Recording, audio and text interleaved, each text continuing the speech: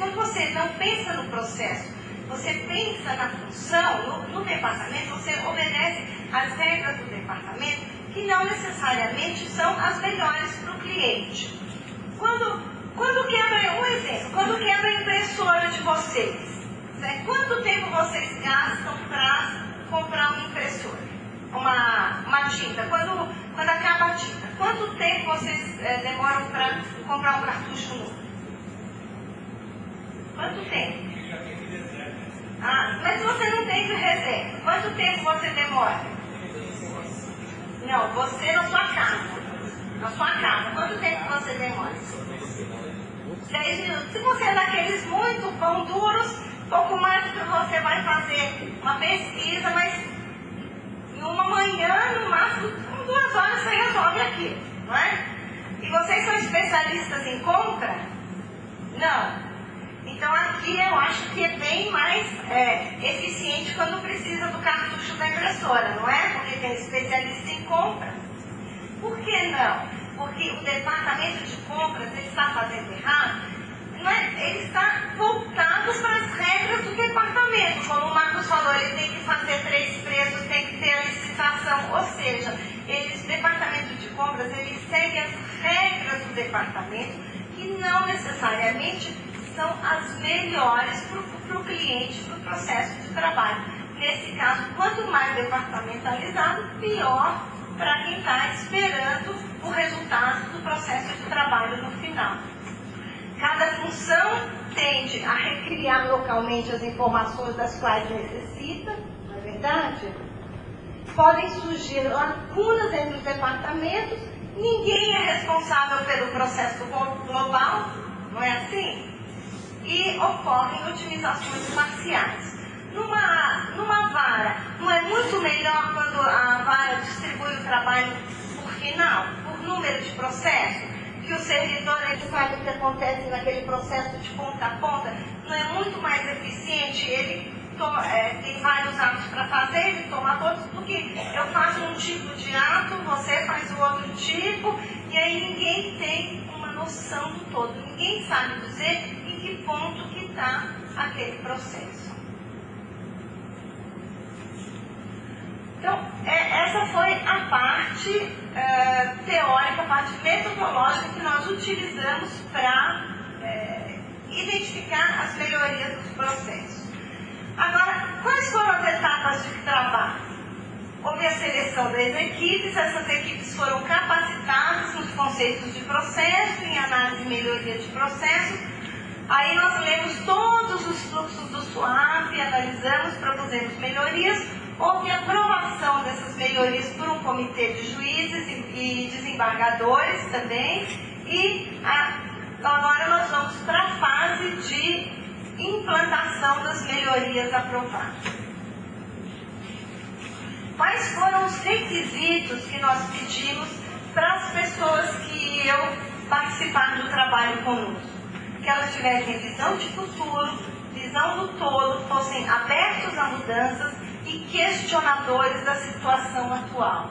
Porque a pessoa que acha que o trabalho do dia a dia é mais importante que o trabalho de melhorias, ela pode ser muito eficiente e até a unidade dela ser muito boa, mas não é o tipo de pessoa adequada,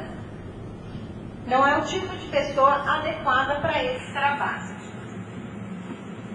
Na nossa equipe nós tínhamos servidores que atuavam nas diferentes etapas do processo, para quê? Para todos juntos terem a visão do todo, como a professora falou. Fez uma pessoa do GDEC e uma pessoa da informática. Por que uma pessoa da informática? Porque quando surgiu alguma modificação no sistema, aquela pessoa já acompanhou o raciocínio, fica mais fácil de explicar o porquê depois. E até para nos orientar o que valia a pena e o que não valia a pena, que deveria ser deixado para quando o SWAP vier, o que implicaria numa grande mudança no sistema. Então nós tínhamos uma equipe núcleo, que era os participantes dessa equipe núcleo, analisaram todos os processos do começo ao fim. E uma equipe expandida, que eram participantes que vinham eventualmente quando eles participavam de a gente precisar um reforço adicional em algum pedaço do processo. A primeira instância, a equipe núcleo pode ser mais reduzida, porque na primeira instância o processo passeia muito menos. Vocês concordam comigo? Ele acontece basicamente na vara. Agora que a estrutura daqui mudou um pouco, que nós temos a central de cartas precatórias e temos a central de leilões, ainda tem algumas coisas que são feitas em outros lugares, mas na primeira instância o processo basicamente acontece na vara. Na segunda instância, a gente sofreu um pouco mais, né, professora Cida, porque o processo passeia bem mais, ele é bem mais departamentalizado. Então, a equipe núcleo da professora Cida acabou sendo maior.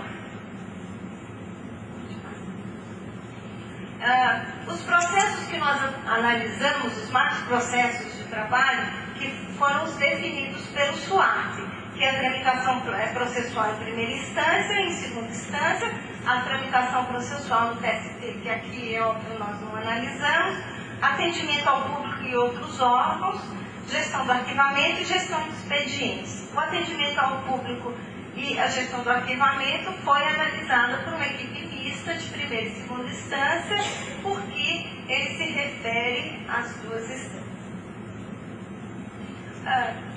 Esse desenho é a linha mestra do processo de primeira instância. Começa com a gestão de expedientes, que é por onde entra a petição inicial, vai para a distribuição dos processos, vai para o processo de conhecimento, execução, concretização da prestação jurisdicional, que é toda a etapa de preparar para arquivar, ver se está tudo pago, se o dinheiro chegou lá para o reclamante, até as atividades de mandar para o arquivo. E seria ótimo se fosse assim, se ele caminhasse nessa linha reta, mas nós sabemos que ele vai para a segunda instância e ele volta, ele vai várias vezes para o cumprimento de diligências externas, que é o trabalho do oficial de justiça, ao encaminhamento de cartas precatórias ao longo do processo, e aqui o atendimento ao público e a gestão dos expedientes acontecem o tempo todo.